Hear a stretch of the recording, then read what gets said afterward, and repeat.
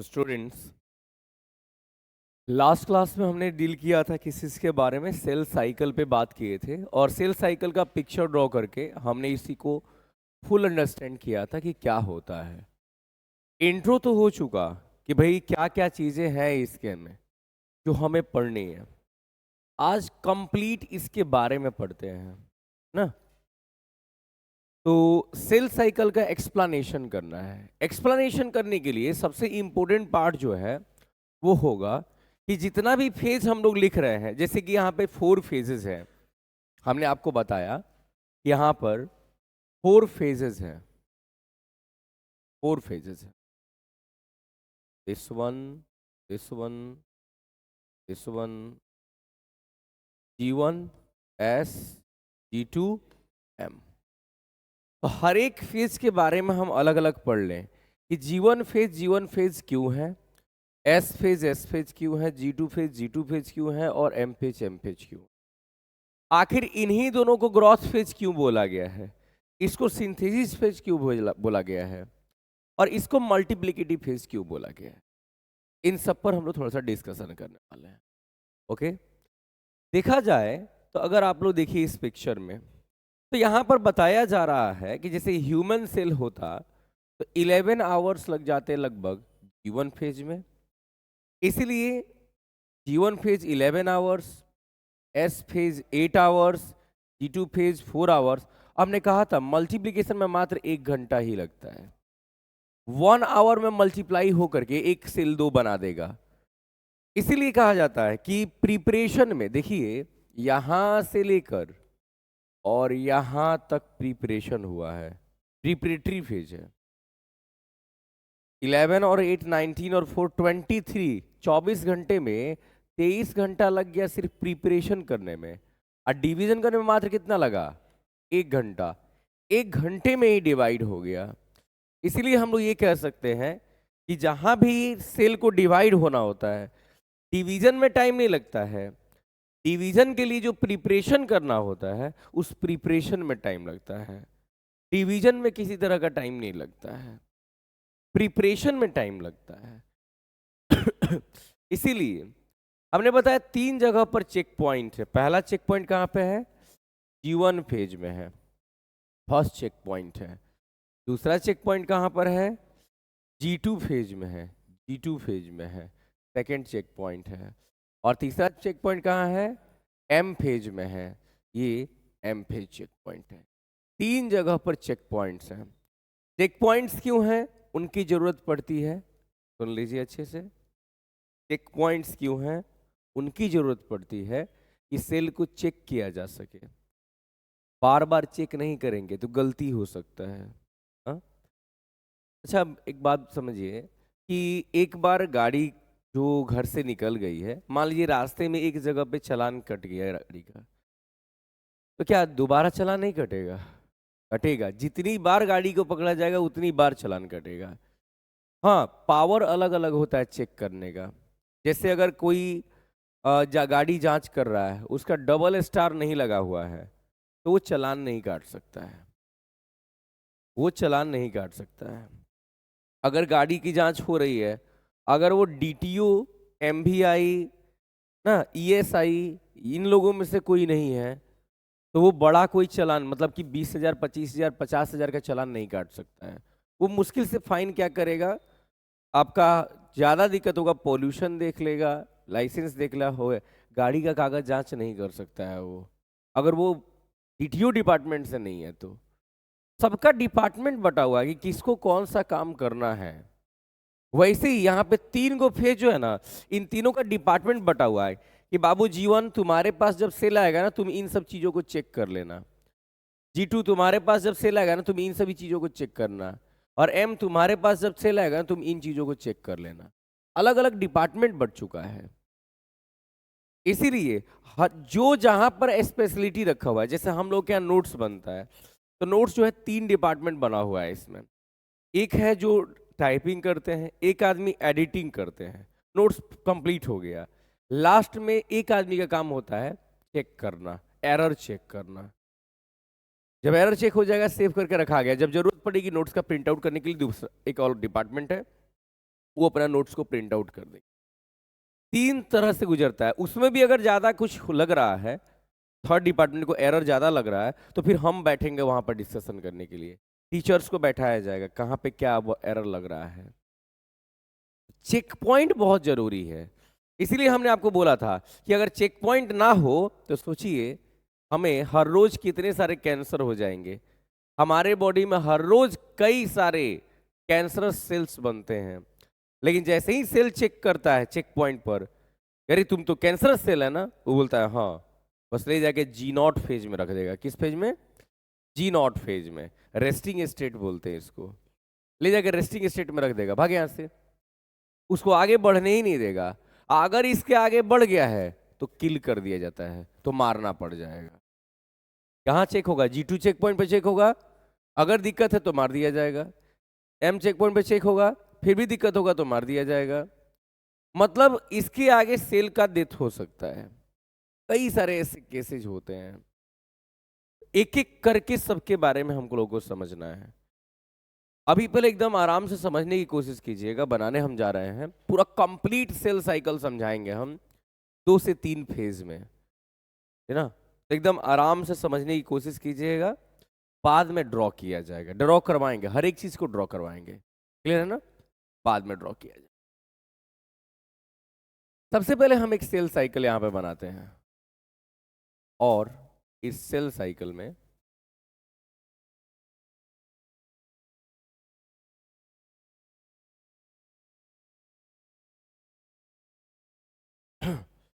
इसको बोलते हैं हम लोग G1 फेज, इसको बोलते हैं S फेज, इसे बोलते हैं हम लोग G2 फेज, और इसे बोलते हैं हम लोग M phase. Clear? G1 phase, G2 phase, S phase, इन तीनों को मिला के कहा जाता है कौन सा? इंटरफेज। इंटरफेज, इंटर, और इसे बोलते हैं हम लोग M फेज, मल्टीप्लिकेटिव फेज।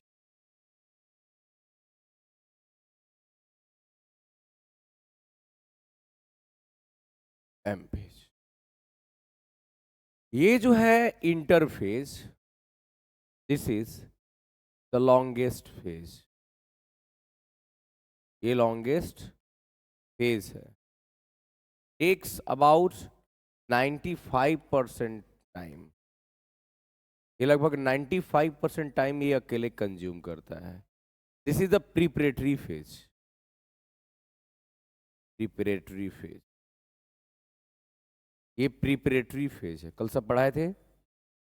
इसी में प्रिपरेशन करता है सेल, जैसे आप सभी नीट का प्रिपरेशन कर रहे हैं, you all are in preparatory phase. आप लोग का 99% टाइम जाएगा इसमें। जैसे मान के चलिए आप लोग 2 साल तैयारी करेंगे, तो लगभग 2 साल में आप लोगों का 365 दिन हुआ, यस और नो। तो मान के चलिए आप लोग का टोटल खर्च कितना होने वाला है? 365 प्लस 365, दिस इज ना 0, 3, और ये हो जाएगा 7, 730 इंटू 24, दैट इज 0, 2 और 24, 7 जा ना 198 होता है शायद, 168। तो 168 और 7, 175, 73 इंटू 24 ना, 4 3 जा 12, 7 4 जा 28 और 6, 34 और 1 35, 7 2 जा 14 और 3 17। हाँ ठीक है, इतने घंटे आप लोग तैयारी करोगे, आपकी तैयारी चलेगी लगभग इतने घंटे। मान लीजिए आप सो रहे हैं, जाग रहे हैं, वो सब हम मिला दिए हैं, और एग्जाम कितने देर होगा? 3 घंटा ना। अगर डेली आप लोग 10 घंटे भी तैयारी कर रहे हो, 10 घंटे तो नहीं, लगभग 15 घंटे मान लेते हैं, डेली आप लोग 15 घंटे भी तैयारी कर रहे हो, तो सोचो 73 वो करें, 10 घंटा कर देते हैं तो 7,300 घंटा। इतने घंटे की तैयारी का एग्जाम कितने घंटे है? मात्र 3 घंटा। इतने घंटे की तैयारी का एग्जाम है मात्र 3 घंटा। इसी को बोलते हैं प्रिपरेटरी फेज। जब प्रिपरेशन कर रहे हैं ना, जब प्रिपरेशन कर रहे हैं, प्रिपरेटरी फेज है, उसमें ज्यादा टाइम लगता है। जैसे जो मान के चलिए जो अपने यहाँ धावक लोग हैं, जितना भी रेसलर लोग हैं, लोग चैंपियन लोग हैं, लोग कितना दिन प्रैक्टिस करता है लोग, हाँ सोचिए कितना दिन प्रैक्टिस। रिजल्ट बस एक के दिन में होता है। रिजल्ट एक दिन में क्या, हुसैन बोल्ट ने कहा था, हाँ बताए थे हम, कई साल दौड़ा, कई साल दौड़ा हुसैन बोल्ट, और मात्र उसका जो हिसाब किताब था वो 10 सेकंड के में हो गया। हाँ 9 सेकंड समथिंग लगा था उसको 100 मीटर की रेस में, वर्ल्ड रिकॉर्ड बना दिया। समझा रहा ना? तो प्रिपरेशन में ज्यादा समय लगता है। यहाँ क्या है, बस डिवीजन हो जाना है। क्या है? डिवीजन हो जाना है और कुछ नहीं। Preparatory phase and division phase. हाँ तो डिवीजन हो जाना है। तो ये है एम फेज, इसे बोलते हैं मल्टीप्लीकेटिव फेज। मल्टीप्लीकेटिव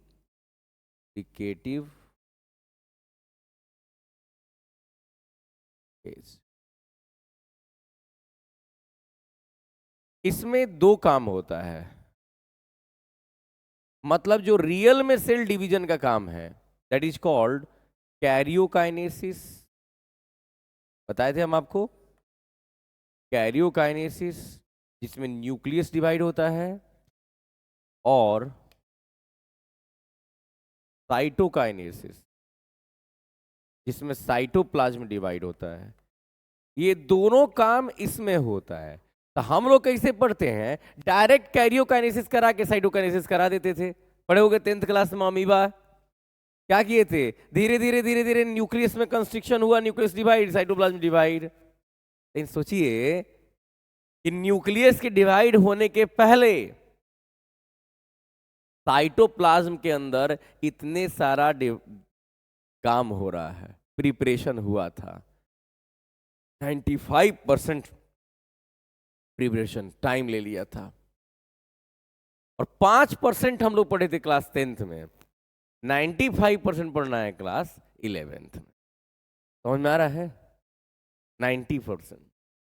अब हम इसके चेक पॉइंट्स मार्क कर रहे हैं। एक चेक पॉइंट है यहां पे, एक चेक पॉइंट है यहां पे, एक चेक पॉइंट है यहां पे, और एक चेक पॉइंट है यहां। ये 3 चेक पॉइंट्स हैं, 3 चेक पॉइंट्स यहां पे, और एक है यहां पर रेस्टिंग स्टेज। रेस्टिंग, तो हम कह सकते हैं कि यहां पर इसको हमने क्या बोला है, चेक पॉइंट बोला है।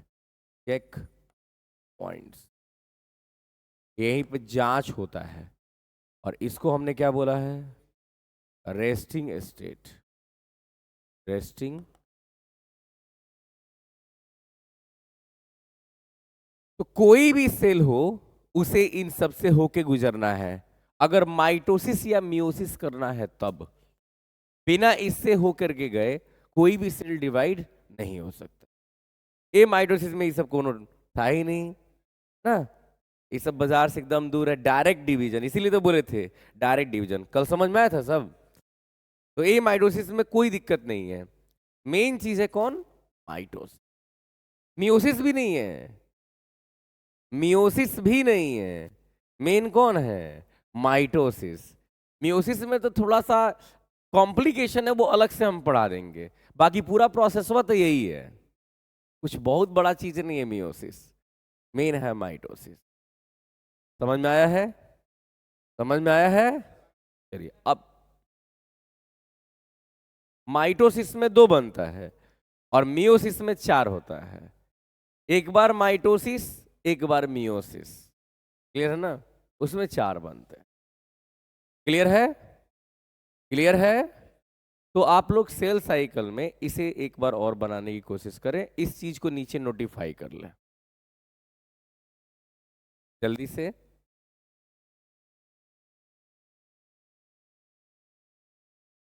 हाँ, चेक पॉइंट कभी भी अपना पोजीशन चेंज नहीं करेगा, बिकॉज इसका नाम है ना। हाँ, एक ही जगह पर होता है जीवन फेज में, बिकॉज रेस्टिंग स्टेट में ना सेल्स को रहना कभी कभी मजबूरी भी रहता है ना। पढ़ाते हैं अभी।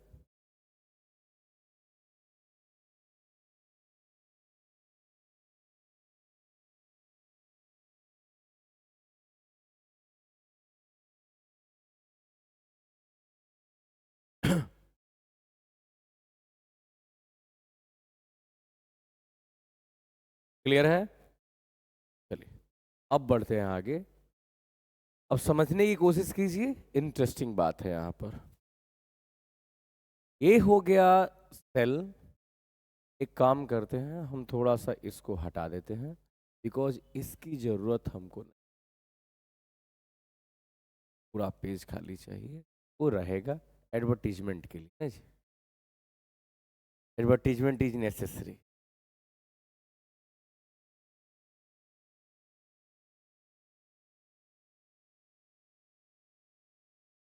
ये हो गया सेल। सेल नहीं, सेल साइकिल बोलते हैं इसको। इसमें 4 फेज होना है। This, this, this, this is called G1 phase. This is called S phase. This is called G2 phase. This is called M phase. M phase में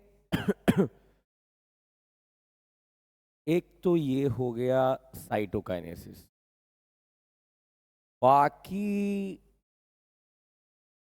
5 1 2 3 4। क्लियर है? तो अब हम लोग इसको ना खूब बढ़िया तरह से देखते हैं। ठीक है? सबसे पहले स्टार्ट करते हैं G1 फेज से। G1 phase.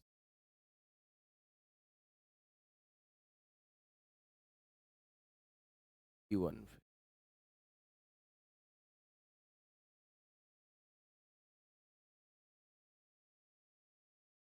देखिए, जैसे ही डिसीजन लेता है सेल कि आई शुड डिवाइड नाउ, को बढ़िया समझिएगा। जैसे ही सेल डिसीजन लेता है कि अब मुझे डिवाइड करना चाहिए, जैसे ही मान के चलिए आपको अगर मन कर रहा है कि अब मुझे घर बनाना चाहिए, तो घर बनाने का मन किया और आप मिस्त्री को बुलाए और घर बनाने लगे? नहीं, पहले सामान इकट्ठा करना जरूरी है। सेल डिवीजन के लिए सबसे पहले जरूरी है सामान ना। बिना पैसा का दिमाग में नहीं आता है घर बनाने का, डोंट वरी, यो बात है। पहले पैसा होगा तभी दिमाग का काम करेगा, भैया घरों बनाना है। सबसे पहले जीवन फेज में होता क्या है, ये प्रोटीन का सिंथेसिस करेगा। प्रोटीन, ये प्रोटीन का सिंथेसिस करेगा। प्रोटीन सिंथेसिस, प्रोटीन का सिंथेसिस करेगा। इस प्रोटीन में मेनली एंजाइम्स होते हैं। एंजाइम्स होते, एंजाइम्स बना। एंजाइम्स जरूरी है बिकॉज सेल डिवीजन कराते यही है एंजाइम्स। दूसरा, ये राइबोसोम्स ना, राइबोसोम्स बनाएगा, नए नए राइबोसोम्स बनाएगा, ताकि बीच में कुछ दिक्कत हुआ तो उसे लोग कंप्लीट कर सके। और नंबर ऑफ राइबोसोम्स ज्यादा होना चाहिए कि 2 सेल में बंटवारा करना ना। अगर पहले इसके पास में 10 गो राइबोसोम था तो अब 20 करना जरूरी है, तो राइबोसोम्स बनाएगा ना। एटीपी का सिंथेसिस करेगा। एटीपी सिंथेसिस, एटीपी का सिंथेसिस करेगा। क्योंकि आप जानते हो कि सेल डिवीजन में सबसे इंपॉर्टेंट है एनर्जी। अगर एनर्जी ही नहीं रहेगा तो सेल कभी भी डिवाइड नहीं कर पाएगा। तो इसे एनर्जी को इकट्ठा करना है ना, इसे एनर्जी को इकट्ठा करना है। फिर करेगा ना size, increase in size, increase in size. क्योंकि आप भी ये बात जानते हैं कि अगर सेल का साइज छोटा होगा तो डिवाइड होने में प्रॉब्लम हो जाएगा ना। मतलब हम ये कह सकते हैं complete growth, complete growth, complete growth cell का यहीं पर, that is called G1 phase. Energy बना लिया, राइबोसोम बना लिया, प्रोटीन बना लिया, साइज इंक्रीज हो गया, सब काम कर लिया ये, ठीक है। अब सब काम करने के बाद जैसे ही आगे बढ़ेगा इसको मिलेगा पहला check point, first check point इसको मिलेगा, पहला चेक पॉइंट मिलेगा, फर्स्ट चेक पॉइंट मिला। This is G1 check point, इसको फर्स्ट चेक पॉइंट मिले, that is called G1 check point. G1 check point पर चेक किया जाएगा, याद रखिएगा, सुन लीजिए खूब बढ़िया से। G1 चेक पॉइंट पर चेक किया जाएगा कि बाबू सेल तुमको डिवाइड करना है जी। सेल बोलेगा यस सर, बोलेगा okay let me check your DNA. यहां पर डीएनए डैमेज को चेक किया जाएगा। डीएनए डैमेज तो नहीं है, डीएनए का डैमेज चेक किया जाएगा कि डीएनए डैमेज तो नहीं है। अगर डीएनए डैमेज हुआ तो आगे चल के क्या हो जाएगा, जेनेटिक डिफेक्ट बन जाएगा, जेनेटिक डिफेक्ट हो सकता है, तो डीएनए को चेक किया जाएगा, ठीक है ना। एटीपी, एटीपी सिंथेसिस, एटीपी बनाए हो रास्ते के लिए, खाना वाना रखे हो, जैसे आप लोग घर से निकलते हैं तो चेक पॉइंट लास्ट में होता है, मम्मी लोग हाँ एडमिट कार्ड रखा है, एग्जाम देने जा रहा है, एडमिट कार्ड, हाँ पेन उन ले लिया ना, खाना किधर रखा है, खाना देखो, पानी ले लेना, रास्ते में किसी का दिया हुआ खाना मत खाना, हाँ। ये अच्छी अच्छी बातें बताई जाती है, उनको हम लोग बोलते हैं चेक पॉइंट्स, चेक पॉइंट्स बोले जाते हैं। तो वही है, डीएनए डैमेज तो नहीं है, एटीपी सिंथेसिस हुआ है कि नहीं है, प्रोटीन राइबोसोम्स ना, राइबोसोम्स फॉर्मेशन हुआ है कि नहीं हुआ है, एक्सेट्रा, इन सभी चीजों को चेक किया जाएगा। अगर किसी में गलती मिल गया तो तुरंत ये चला जाएगा किसमें, रेस्टिंग स्टेज में,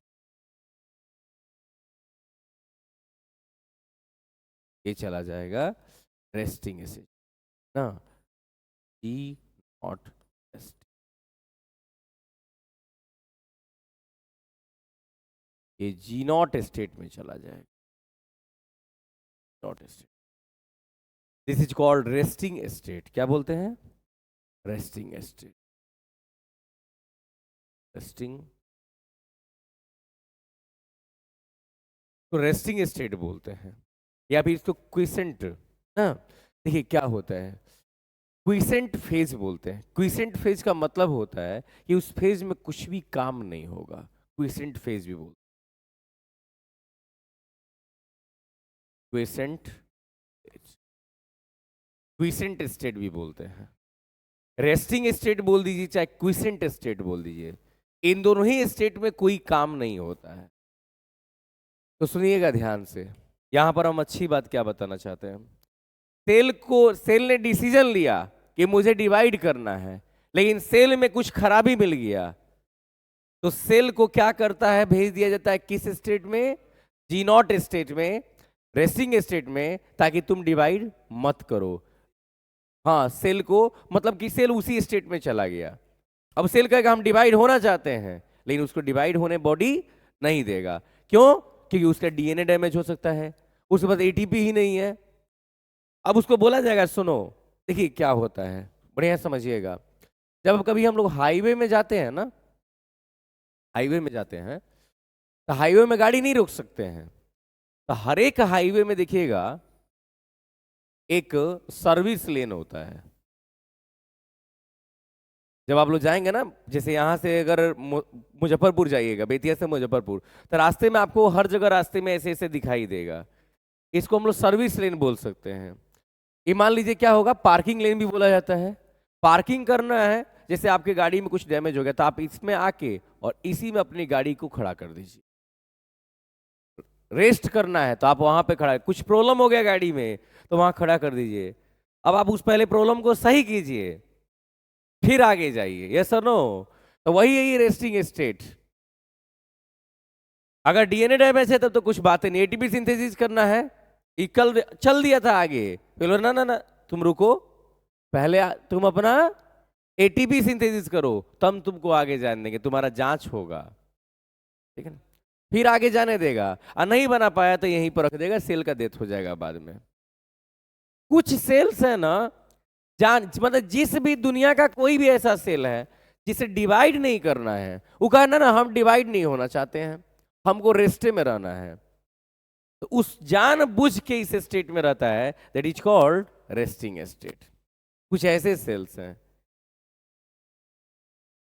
हाँ, मतलब यही है कि कुछ सेल्स ऐसे भी हैं जो जानबूझ के इस स्टेट में रहते हैं, उसका नाम है रेस्टिंग स्टेट या क्विसेंट स्टेट बोलते हैं।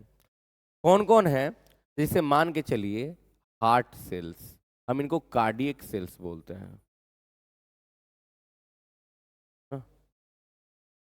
इनको हम क्या बोलते हैं? Cardiac cells, heart. ऐसा नहीं कि ये डिवाइड नहीं करते हैं, जरूरत पड़ने पर डिवाइड करते हैं। ये नहीं कि जहां मर्जी तहां डिवाइड करने में लगे हुए हैं, जरूरत पड़ने पर डिवाइड करते हैं ना। नहीं, वो डिवीजन करते रहते हैं, चेंज होते रहते हैं। अब आई सेल का तो मैक्सिमम पार्ट तो न्यूरॉन है ना भाई। आई किससे बना है? न्यूरॉन से बना हुआ है। डालिए न्यूरॉन्स को इसमें। नर्व सेल, न्यूरॉन नहीं लिखा जाता, नर्व सेल्स, ब्रैकेट में न्यूरॉन्स। न्यूरॉन्स कभी डिवीजन नहीं करते हैं, सुने हैं ना? Neurons never divide. तो आखिर न्यूरॉन डिवाइड कैसे नहीं कर सकता है? ये तो कहेगा डिवाइड करो, तो न्यूरॉन बोलेगा हम किस स्टेट में हैं? रेस्टिंग स्टेट में हैं, हम डिवाइड नहीं कर सकते हैं। समझा रहा है? हम डिवाइड नहीं कर सकते हैं, हम रेस्टिंग स्टेट में हैं। इसीलिए न्यूरॉन अगर एक बार डैमेज हो गया तो दोबारा से सही नहीं हो सकता है, क्योंकि उसकी वो तो रेस्टिंग स्टेट में था, अब भूल गया था कि हम रेस्टिंग स्टेट में ही हैं ना। उसको कोई याद दिलाए तब ना, समझिए। तो नर्व सेल हो गया ना, oocyte सेल्स ना, female eggs, female egg cells. सोचिए कि फीमेल के बॉडी में जो एग्स होते हैं ना, जो हर मंथ बाहर निकलते हैं, एक सेल बाहर निकलता है, ये रेस्टिंग स्टेट में होता है। 50-50 साल तक वेट करता है बाहर आने के लिए। एक सेल 50 साल जिंदा रहता है। इसीलिए कहा जाता है कि सेल का लाइफ साइकिल कितना होता है तो कैन नॉट बी डिफाइंड। कुछ सेल्स 20 मिनट में भी मर सकते हैं और कुछ सेल्स 50 साल में भी नहीं मरेंगे। जैसे फीमेल का एग सेल, उसको उसके मदर से मिलता है, किसी भी फीमेल को उनको उसके मदर से मिलता है। तो मदर से मिला हुआ है एग सेल, जब वो एम्ब्रो स्टेज में थी तभी। अब सोचिए कि 50 साल का एज होता है तब तक एक बॉडी से निकलते रहता है, एक बॉडी से निकलते रहता है, एक बॉडी से निकलते रहता है 50 साल के स्टेज तक। तो वहां तक तो वेट किया होगा ना वो। हाँ, पढ़ाएंगे उस बारे में, don't worry. Female egg cells हो गए। तो ये भी कहता है कि नहीं हम डिवाइड नहीं करना चाहते हैं। कुछ मसल सेल्स हैं, मसल सेल्स, मसल सेल्स, कुछ ऐसे मसल सेल्स हैं जो डिवाइड करना नहीं चाहते, और भी बहुत है। तो हम ये कह सकते हैं कि जी नॉट स्टेज रेस्टिंग स्टेट में दो काम हो रहा है। पहला, जो सेल डैमेज है वो उसी में जा रहा है, और जिसको डिवाइड नहीं करना है वो भी उसी में जा रहा है। इसीलिए ना पार्किंग लेन रास्ते के बगल में है, जिसकी गाड़ी खराब है वो भी उसी में जाएगा, आज जिसको मतलब मान लीजिए रास्ते में तो रुकना पड़ता है ना जी, 1 नंबर 2 नंबर के लिए, तो फिर वो भी उसी में जाएगा। All clear? चलिए, क्या मसल से तो पूरा तो मसल सेल है ना, तो मसल सेल में मेनली आ जाता है यहाँ शोल्डर पर के जो होता है टोटीपोटेंट सेल्स बोलते हैं। क्या बोलते हैं? टोटीपोटेंट सेल्स बोलते हैं। Totipotent cells are the cells which have capability to be transfer, to be translated, to be transcripted in any type of this cell. वो किसी तरह का सेल तैयार कर सकते हैं, इन्हीं को बोलते हैं टोटीपोटेंट सेल्स। पढ़ाना है आगे टोटीपोटेंसी ना।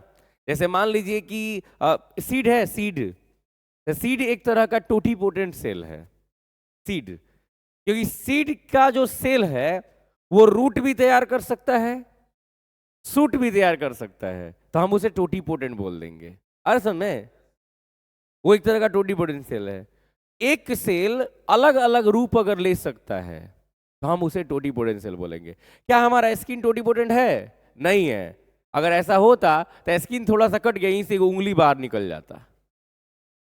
यहाँ स्किन पे आप गिरे, छिला गया तनका सुखी, यहाँ से स्किन हट गया, वहीं पे वो आंख बन गया, टुकुर टुकुर ताक रहा है। अब आप हाथ को ऐसे रख के पीछे के तरफ जा रहे हो, आगे पीछे मुंह देख रहे हो, आगे मुंह देख रहे हो, कभी ऐसे होगा? नहीं होगा। अगर हो सकता तो हम इसको भी टोटीपोटेंट बोल देते। क्लियर है? क्लियर है? गुड। अब बात करते हैं एस फेज का। एस फेज का मतलब होता है सिंथेसिस फेज ना। एस फेज, एस, इसे हम बोलते हैं सिंथेसिस फेज। इसमें क्या होता है तो देखिए, पहली बात कि इसमें हिस्टोन डबलिंग होता है, हिस्टोन डबलिंग होता है। हिस्टोन जो है ना, हिस्टोन प्रोटीन, जैसे आप जानते हो कि क्रोमोसोम किन किन चीजों से बना हुआ है? हिस्टोन एंड डीएनए, कार्बोहाइड्रेट भी होता है, don't worry. Histone and DNA से बना हुआ है। हिस्टोन का डबलिंग यहीं पर होता है, हिस्टोन का डबलिंग। और याद रहे, डीएनए का डबलिंग स्टार्ट यहीं पर होता है, खत्म नहीं होता है, स्टार्ट यहीं पर होता है। 40% डीएनए डबलिंग, रेप्लिकेशन बोलते हैं ना, रेप्लिकेशन कितना? 40% यहीं पर होता है। और एक चीज का और डबलिंग होगा, सेंट्रियोल्स का डबलिंग। सेंट्रियोल का डबलिंग यहीं पर होगा, सेंट्रियोल डबलिंग। और आप जानते हो कि सेंट्रियोल किसको बोलते हैं? ये वही है जो क्रोमोसोम को पकड़ के खींचेगा, बोले थे दोनों तरफ आ जाएगा और रस्सी फेंकेगा ट्यूबलिन प्रोटीन का ना। तो ट्यूबलिन प्रोटीन का रस्सी फेंकेगा स्पिंडल फाइबर, अब फेंक के काइनेटोकोर को अटैच करवा के खींचेगा, बस क्रोमोसोम 2 पार्ट में टूट जाएगा। हर समय देखिए, हर फेज में अपना अपना प्रिपरेशन में लगा हुआ है सेल, यहां कुछ काम बन जाए हमारा। हाँ, यही पे हो जाएगा फाइनल। क्लियर है ना? अब सेंट्रियोल डबलिंग हो गया, अब धीरे धीरे धीरे धीरे धीरे धीरे वो क्या करेगा? पोल्स पर जाने लगेगा। डबलिंग हो गया, अब वो बढ़ेगा धीरे धीरे। मान लीजिए यहाँ पर है तो यहाँ से धीरे धीरे धीरे धीरे इधर आएगा कि भाई उधर जाएंगे तबे ना खींचेंगे ना। अब रस्सी खींचना है, दोनों आदमी एक ही जगह खड़ा है तो खींच पाएंगे? एक आदमी को तो रोड इस पर जाना होगा ना, तब ना रस्सी दोनों तरफ खींचा जाएगा, लोगों को रोकने के लिए, चंदा मांगने के लिए। हाँ, अभी कुछ दिन पहले की बात है, कुछ दिन पहले नहीं, 1-1.5 साल पहले की बात है, साथ बताए थे हम थे गाड़ी से, हम लोग जा रहे थे, तो हमारे जीजा जी जो है गाड़ी चला रहे थे और हम ही आगे बैठे हुए थे, तो हम मोबाइल चला रहे थे। तब तक आगे हमको दिखा कुछ दूरी पर कम से कम 15-16 को बच्चा है सब, और वो सब एकदम है सब बढ़िया से। हम लोग 2-3 गाड़ी थे, लोग पीछे, और सब पुलिस का गाड़ी था हम लोग के पास में, सब ऑफिसर गेट के सब लोग बैठे हुए थे। लोग एक वहाँ फंक्शन था, जा रहे थे लोग। ये क्या किए, इतना फास्ट, लगभग 100 का स्पीड था, ले गए और इतना दूरी में उस सबके पास ले जाके तुरंत ब्रेक लिए। मैंने समझिए आप लोग कि उस सबका ना जान निकल गया होगा डर से कि आज गए लोग। चंदवा मांगने वाला भी बड़ी ढीठ ना होता है, सब नहीं हटेंगे, चढ़ा दोगे का, यो थे वैसे। ले जाके एकदम उस सबके ना इतना दूरी पर ले जाके ब्रेक लिए, है ना। आके बगल में कर सब, हम लोगों को तो लगा है कि गए हम लोग। हाँ, ए भैया 200 को रुपया दे दीजिए। 200 को रुपया दे दीजिए, तो निकाल के 50 को रुपया दे दिए। वाह, बड़ा खुश। लेकिन डर से उन लोग का ना चेहरा डाउन हो गया था, समझे ना। अगर अगर ब्रेक फेल हो जाता, हाँ? नहीं होता है ना कुछ ना बहुत। अरे हुआ नहीं था, कई जगह पर ऐसा होता है। ये सब क्या करता है ना, बहुत परेशान कर देता है सब। कुछ कुछ बच्चा होता है सब, है ना। ये सब बड़ी छोटा छोटा था सब। जब हमको लगता है हाइट ये सब का खूब होगा तो उम्र 10 साल या 10 साल से कम होगा, है ना। हाँ। तो समझ रहे हैं, तो ये क्या करता है सब ना, रस्सी फेंक के, रस्सी तान के रखता है सब। या कई कई जगह पर तो बांस लगा देता है सब। हाँ, तो रस्सी तान के एगो उधर एगो इधर की तरफ है, ठीक है ना। तो वही बोले कि मान लीजिए रस्सी पकड़ने के लिए जाके एक को तो उधर जाना पड़ेगा ना। तो वही बात है, एक वो सेंट्रियोल इधर आ जाता है, एक सेंट्रियोल इधर आ जाता है। क्लियर है ना। Very good. अब चलते हैं इसमें, इसको बोलते हैं G2 फेज। ये भी ग्रोथ 2 फेज है। ग्रोथ 2 या gap 2, G2 phase, growth 2 phase. Growth 2 phase में सबसे पहला काम जो है ना, that is tubulin protein synthesis. Protein का सिंथेसिस, एक प्रोटीन, वहां भी प्रोटीन का सिंथेसिस हुआ था, लेकिन याद रहे ये कौन सा प्रोटीन था, एंजाइम्स के लिए था। इसीलिए हम ब्रैकेट में एंजाइम लिख दिए हैं कि आप लोगों को टेंशन ना रहे। यहां पर जो होता है this is called tubulin protein synthesis. यहां पर होगा प्रोटीन सिंथेसिस, प्रोटीन सिंथेसिस यहीं पर होता है, प्रोटीन सिंथेसिस। कौन सा प्रोटीन, ट्यूबलिन। हाँ, ट्यूबलिन प्रोटीन प्रोटीन का नाम है। यही ट्यूबलिन प्रोटीन स्पिंडल फाइबर तैयार करेगा। अब मान लीजिए कि दोनों तरफ से चले गए हैं सेंट्रियोल्स और रस्सी देवे नहीं किए हैं। दोनों बच्चा रोड के इस तरफ खड़ा है सब टुकुर टुकुर, कौनो गाड़ी रोकेगा, रोकिएगा। हाँ? कोई रोकेगा, रस्सी देवे नहीं किए तो दोनों आदमी को भेज दिए दोनों तरफ। अब रस्सी चाहिए ना, तो प्रोटीन सिंथेसिस करना होगा, ट्यूबलिन प्रोटीन का सिंथेसिस होगा। और ये ट्यूबलिन प्रोटीन लेकर के उस रस्सी तानेगा सब रोड के दोनों साइड में खींचने के लिए। नेक्स्ट, ऑल सेल ऑर्गेनल्स का डबलिंग यहीं पर होगा, ऑर्गेनल्स डबलिंग एक्सेप्ट सेंट्रियोल्स। हाँ, एक्सेप्ट सेंट्रियोल। सेंट्रियोल भी एक सेल ऑर्गेनल है ना, तो हम तो लिखे हैं ऑल, तो समझने में तो ये हो सकता ना कि सेंट्रियोल भी लगता है इसी में आ गया।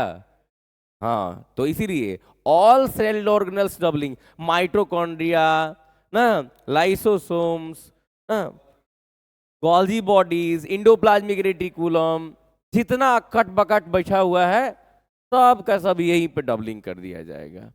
समझ रहे ना, तो यहीं पे किया जाएगा। कुछ एंजाइम्स का भी फॉर्मेशन यहाँ पे होता है, जैसे सीडीके एंजाइम ना, जैसे सीडीके एंजाइम होता है, ट्यूबलिन प्रोटीन के लिए एंजाइम होता है, अलग अलग एंजाइम्स होते हैं, उनका भी फॉर्मेशन यहीं पर होता है, but not very much important. अब यहां पर सारा काम हो गया, फिर से आएगा कौन, चेक पॉइंट।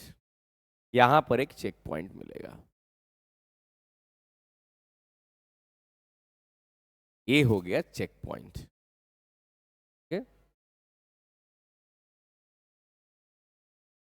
इसको हम बोलेंगे G2 चेक पॉइंट। क्या बोलेंगे, G2 check point, G2 check point. G2 check point में क्या चेक किया जाए, तो सुनिए, दो गो फेज को चेक करना है। क्या क्या काम हुआ है दो फेज में, हिस्टोन का डबलिंग, डीएनए का replication, centriole doubling, cell organelles का डबलिंग, प्रोटीन का सिंथेसिस, सारा चेकअप यहीं पर होगा। मेनली दो काम करता है ये यहां पे। Centriole doubling. देखिए भैया लोग, माइटोकॉन्ड्रिया डबल नहीं हुआ होगा ना तो चलेगा, 4 गो ऐसा होता है माइटोकॉन्ड्रिया, 4 गो 10 गो माइटोकॉन्ड्रिया रहता है, तनका तनका बांट लिया जाएगा, ठीक है ना। लाइसोसोम ना ही हो रहेगा तो चलेगा, सफाई 2-4 दिन बादे होगा। हाँ, लेकिन समझिए अगर सेंट्रियोल ही डबलिंग नहीं हुआ होगा, सेल डिवाइड होगा कभी भी नहीं होगा। तो मेन चीज है सेंट्रियोल डबलिंग। दूसरा DNA, DNA and histone, DNA और हिस्टोन का डबलिंग चेक होगा। और तीसरा सेल ऑर्गेनल्स, सेल ऑर्गेनल्स। इन 3 चीजों का चेक पॉइंट इसका है। हाँ, अब ये आगे जब बढ़ता है ना, तो जब फेज आगे बढ़ते जाएगा और ये यहाँ G2 तक आते आते फाइनल कर लेता है अपना। हाँ, G2 का आते थे, लेकिन इसी में माना जाता है कि ये स्टार्ट तो यहीं पे हुआ था ना। इसीलिए कभी अगर पूछे कि डीएनए का डबलिंग कहाँ हुआ, एस फेज में हुआ, समझ में आ रहा है ना, एस फेज में ही हुआ। तो ये तीनों काम हो गया, सेंट्रियोल का डबलिंग चेक हो गया, डीएनए का रेप्लिकेशन चेक हो गया, हिस्टोन चेक हो गया, मतलब जितना काम इधर हुआ था सब चेक हो गया। अगर सेल सेटिस्फाइड है कि अब हमको कोई दिक्कत नहीं है, तब पहुंचेगा वो किस फेज में, एम फेज में। एम फेज, यहां से यहां तक कौन है, एम फेज, एम फेज। हाँ, हम एक्स्ट्रा ईगो पढ़ा रहे हैं, प्रो मेटाफेज, एम फेज। ये कौन है, एम फेज। इस एम फेज में क्या क्या है अब उसको थोड़ा जान लिया जाए। यहां पर है प्रोफेज, प्रो फेज, ये है प्रो मेटाफेज, ये है मेटाफेज, मेटाफेज, ये है एनाफेज, ये है टीलोफेज, और ये है साइटोकाई। ये कौन है, कैरियोकाइनेसिस।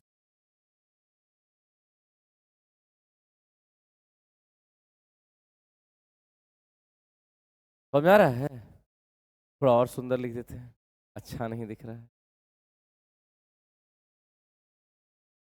ना। यहां हो रहा है कैरियोकाइनेसिस, KARYOKINES, कैरियोकाइनेसिस। क्लियर है। यहां पर एक चेक पॉइंट है एम में, तो इस जगह पर ना थोड़ा सा ऐसे बना दीजिएगा। अब आगे इसको पढ़ा जाएगा थोड़ा सा अच्छे। एम फेज को बस इतना ही लिख दीजिएगा, this is multiplicative phase, multiplicative phase. चलिए इतना लिख दीजिए तो जल्दी से, उसके बाद अब इसको पढ़ाइए, जगह ही नहीं है लिखने का ना अब।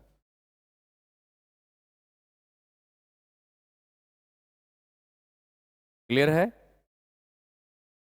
रुकिए पहले पढ़ा देते हैं, जब स्टार्ट हुआ है तो उसके बाद एक बार में बनवाते हैं।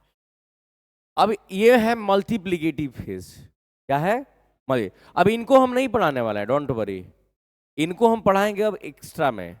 अब स्पेशल चलेगा इसके लिए, स्पेशल, क्योंकि ये मेन खत्म हो गया।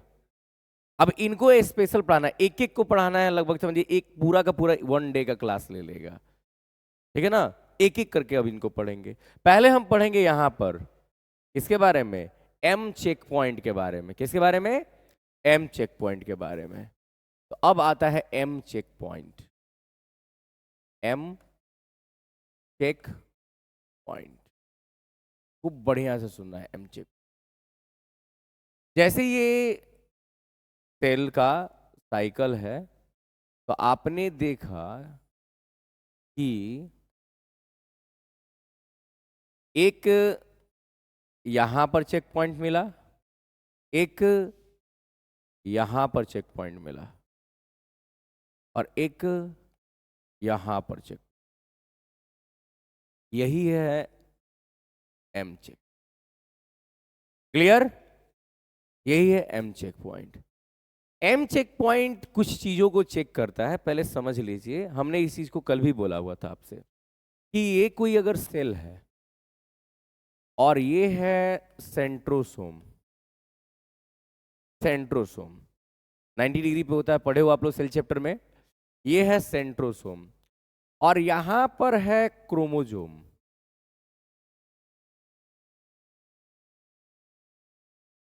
तो सबसे पहला चेक होता है, मेटाफेज नाम इसीलिए रखा गया है कि मेटाफेज में एक प्लेट होता है, that is called metaphasic plate. पढ़ाए थे ना? इसी को बोलते हैं हम लोग मेटाफेजिक प्लेट। मेटाफेजिक सब पढ़ाएंगे, चिंता मत कीजिएगा। Phasic plate. सबसे पहला चेक क्या हुआ ना? All chromosomes are aligned on metaphasic plate। सबसे पहले ये चेक, सारे के सारे क्रोमोसोम्स मेटाफेजिक प्लेट पर हैं कि नहीं है। मेटाफेजिक प्लेट समझ रहे हो? सब सीधे हैं कि नहीं एक बीच में? कहां पे? अच्छा, प्लेट लिखना था, हम फेज लिख दिए। प्लेट। अब यहां से रस्सी फेंका जाएगा।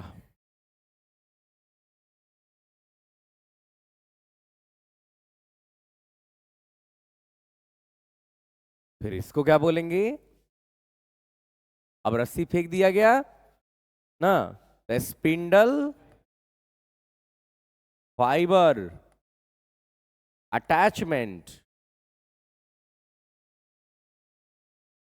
With kinetochore. Kinetochore of the chromosome. ना तो तुम समझ ही रहे हो आप लोग कि अगर ना हुआ कनेक्शन ठीक तरह से तो हुआ काम।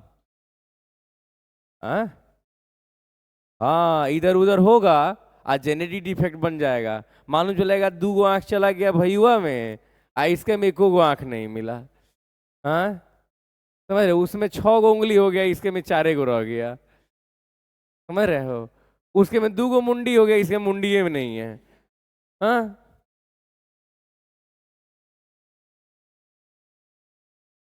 हाँ, होता नहीं है। बहुत सारे ऐसे बच्चे हैं, एक ही बॉडी में 2 बॉडी हो सकता है। इसको स्प्लिट पर्सनालिटी बोलते हैं। स्प्लिट पर्सनालिटी होता है। हम पढ़ाएंगे इस चीज को 12th क्लास में, बहुत इंटरेस्टिंग टॉपिक है। स्प्लिट पर्सनालिटी नाम का एक टॉपिक मिलेगा रिप्रोडक्शन में, तो वहां पढ़ाना है कि स्प्लिट पर्सनालिटी क्यों होता है।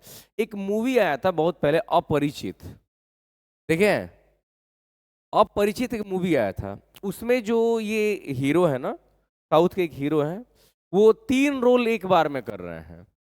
एक वो पंडित का रोल कर रहे हैं, ठीक है ना, एक बहुत खूंखार आदमी है ना, जैसे किसी को भी कुछ भी गलत कोई कर रहा है उसको अलग अलग तरह से सजा देना, और एक जो एक जेंटिलमैन के जैसा जो होता है, एक मॉडल के जैसा, एक लव स्टोरी मूवी जैसा बना दिया है, उसको मिक्स करके 3 रोल एक साथ कर रहे हैं वो। इसको बोलते हैं स्प्लिट पर्सनालिटी। स्प्लिट पर्सनालिटी का ढेर सारा कॉज रिप्रोडक्शन से रिलेटेड होता है, ठीक है ना।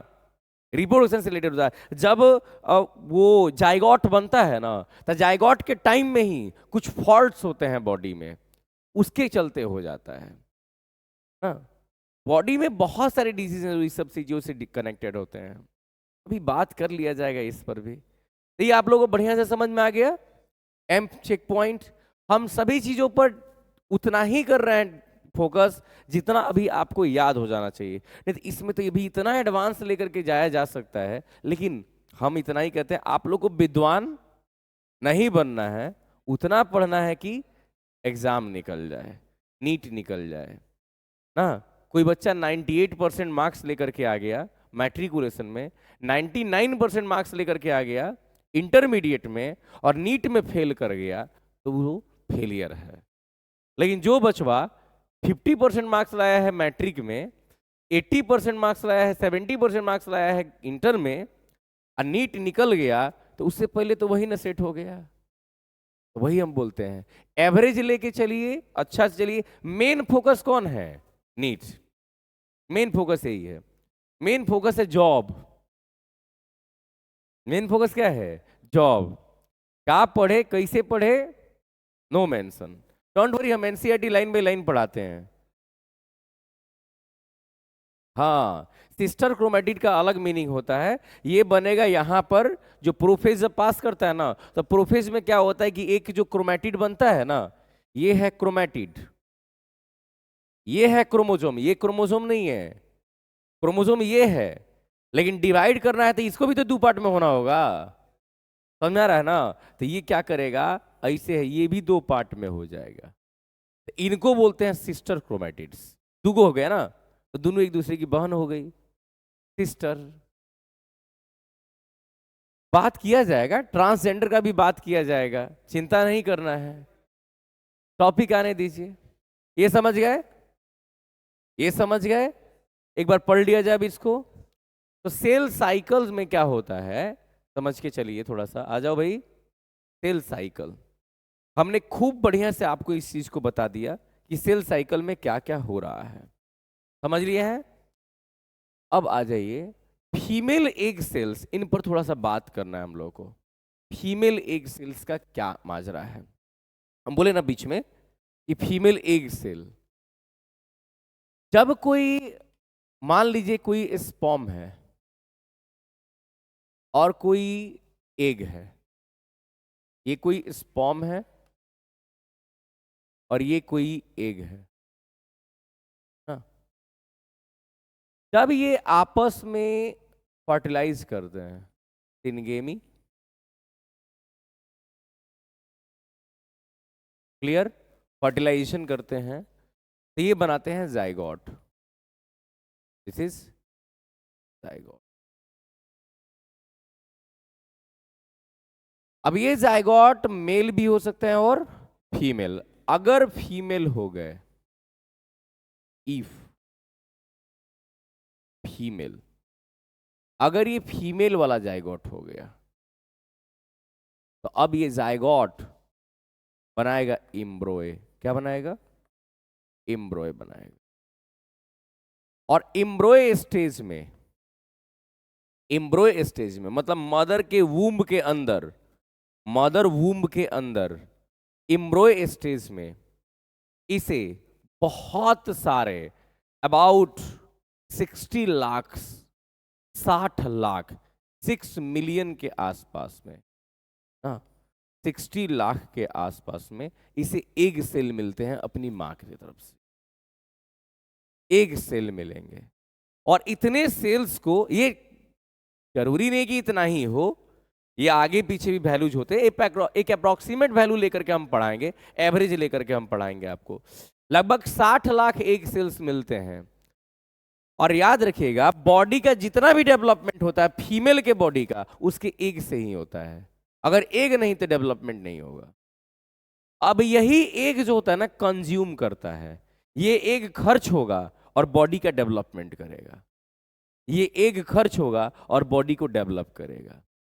जिस दिन तक बेबी डिलीवरी होता है, जिस दिन तक बेबी डिलीवरी होता है, उस दिन तक ओनली 5% के आसपास में सेल्स बच जाते हैं। 5 to 10% ऐसे कहा जाता है। 95% तक सेल यूज हो जाता है बॉडी में। हर ऑर्गन को बनाने में एक सेल यूज होता है। फीमेल सेल है, फीमेल एग्स हैं, तभी तो बॉडी में यूज हो रहा है ना।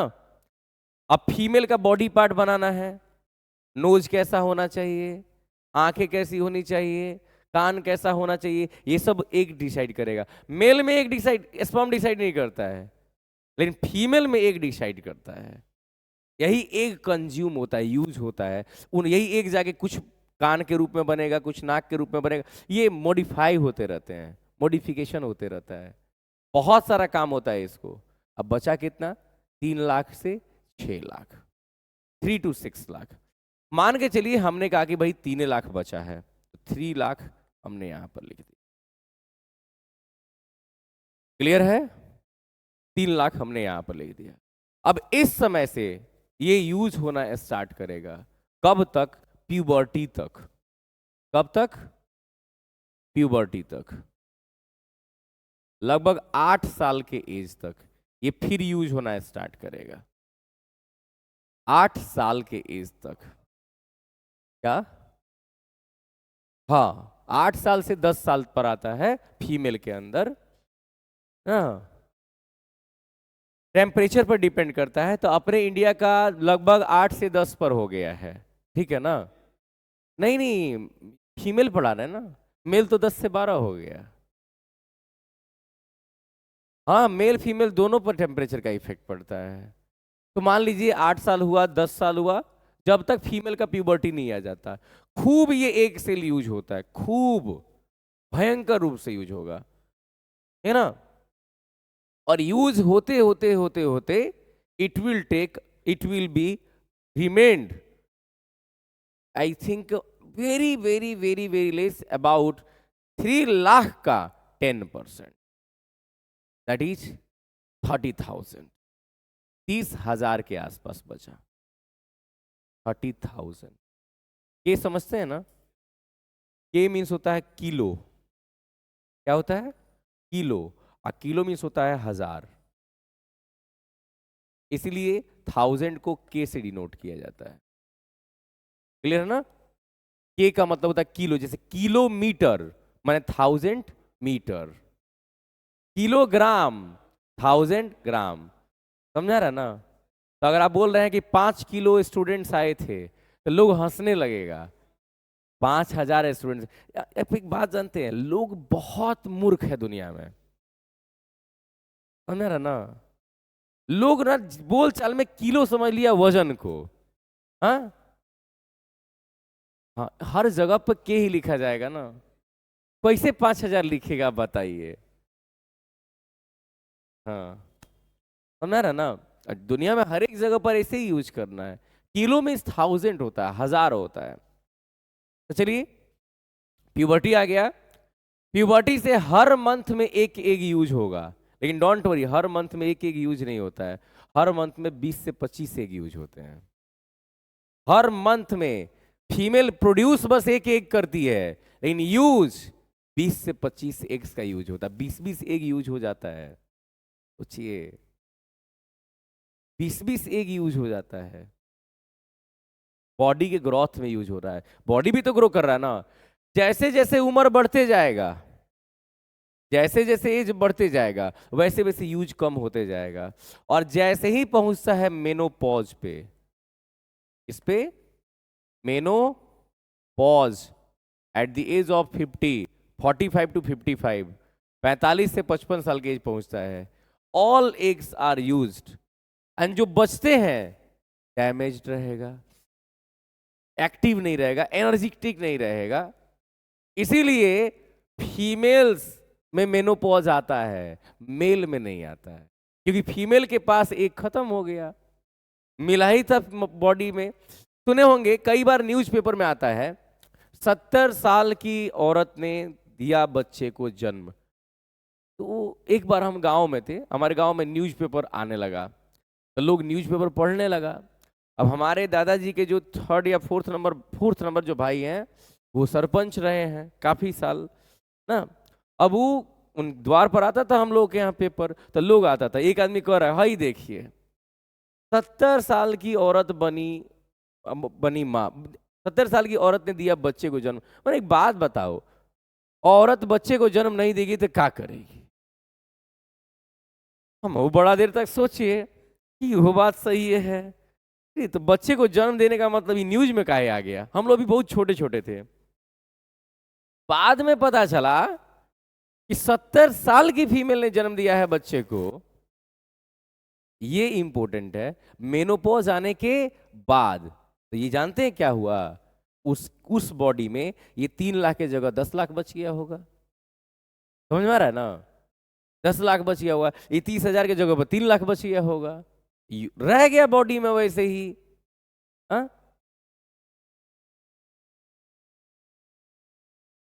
अभी क्या नहीं करवाया होगा लोग? बहुत सारे लोग हैं दुनिया में जो ट्यूबेक्टमी नहीं करवाते हैं यार, जो ट्यूबेक्टमी नहीं करवाते हैं, बहुत सारे लोग हैं दुनिया में। हाँ, जो ट्यूबेक्टमी नहीं कराते हैं। अभी हमारे एक रिलेटिव हैं, वो हमको लगता है 40 का एज हो गया है वो लोग का, अभी तक वो लोग का ट्यूबेक्टमी का नहीं हुआ है। तो क्या हो गया? तो ये चीजें हैं। अब समझिए, एक एज होता है जहां पर जाके रुक जाना है सभी प्रोसेसेस को, लेकिन वो लोग उस एज को भी क्रॉस कर आ रहे हैं। ये एक्सीडेंटल केस हो जाते हैं, रेयर केसेस हैं, ऐसा नहीं कि सबके साथ ऐसा हो जाएगा। अब सोचिए कि वो एग है, वो 50 साल तक वेट किया होगा कि नहीं किया होगा? लास्ट एग जिस दिन निकला होगा, वो एग तो माँ के बॉडी से मिला था, वही ना था। तो उतना दिन तक किसमें रहा वो? रेस्टिंग स्टेट में रहा। बोलिए, समझ में आया है? रेस्टिंग स्टेट में। इसीलिए फीमेल का एग खत्म हो सकता है, मेल का एग खत्म, मेल का स्पर्म खत्म नहीं होता है। Sorry for the mistake. समझ गए हैं? समझ गए हैं? Very good. अब आता है, हाँ, मेल का फर्टिलिटी खत्म होता है ना। आजकल बहुत सारे लोग हैं जो फर्टिलिटी खत्म हो जा रहा है, इनफर्टाइल हो जाते हैं, इनफर्टिलिटी आ जा रहा है कम के एज में। 40 साल के एज में ऐसा डॉक्टर्स का कहना है कि 40 साल का एज आते आते इनफर्टिलिटी आने के शिकार अब लोग हो रहे हैं। 40 का एज आते आते। उसका 2-3 कॉज है। पहला कॉज है इन्वायरमेंट, दूसरा कॉज है पॉल्यूशन, मतलब इन्वायरमेंट का पॉल्यूशन है मान लीजिए, और दूसरे कॉज में ले चलिए खान पान हम लोग का। इतना ना केमिकलाइज्ड फूड हम लोग खा रहे हैं, उस केमिकल से हम लोग का बॉडी इफेक्टेड हो रहा है ना।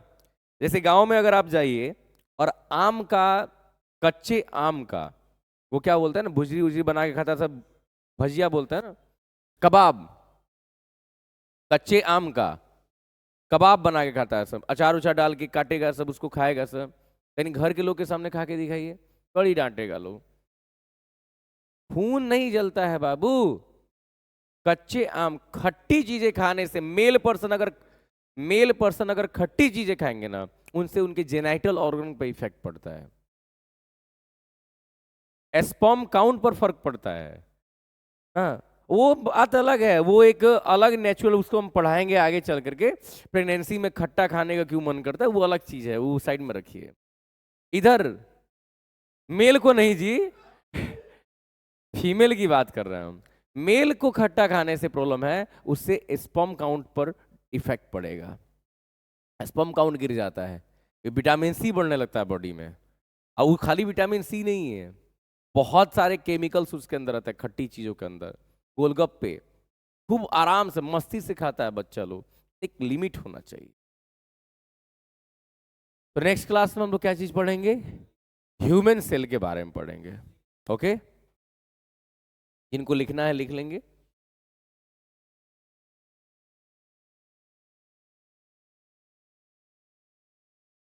रुको जी।